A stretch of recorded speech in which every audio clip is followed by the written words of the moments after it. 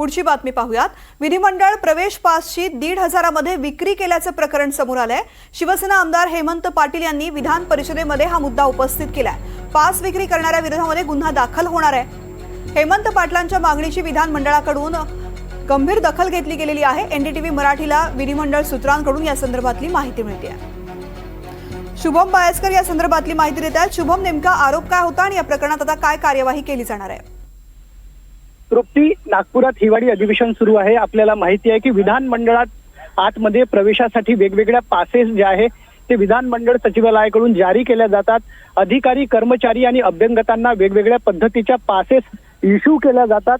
नेमक्या याच अभ्यंगतांना ज्या पासेस वितरित केल्या जातात, या पासेसमध्ये मोठ्या प्रमाणात गैरव्यवहार होतो आहे असा आरोप जो आहे शिवसेनेचे आमदार हेमंत पाटील यांनी केला होता। पाटील यांनी विधान परिषदेत या संदर्भात मुद्दा उपस्थित केला होता। बाहेर 1,500 प्रवेशासाठी पासेस विकल्या जात आहेत आणि आमचे कार्यकर्ते बाहेर थांबतायत असा मुद्दा त्यांनी सभागृहात उपस्थित केला होता।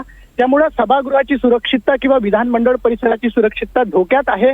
या संपूर्ण प्रकरणावर कारवाई झाली पाहिजे अशी मागणी पाटील यांनी केली होती आणि याच नंतर आता विधानमंडळाकडून या मागणीची गंभीर दखल घेण्यात आलेली आहे।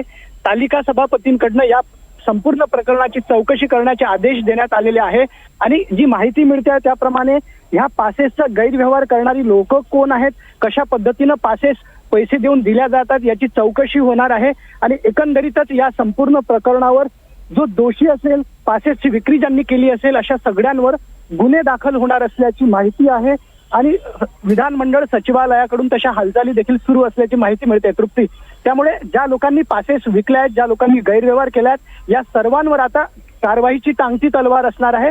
नेमकं या प्रकरणामध्ये कोण सूत्रधार आहे याची देखील माहिती समोर येणार आहे। तृप्ती, निश्चित शुभम, धन्यवाद सविस्तर माहिती करता।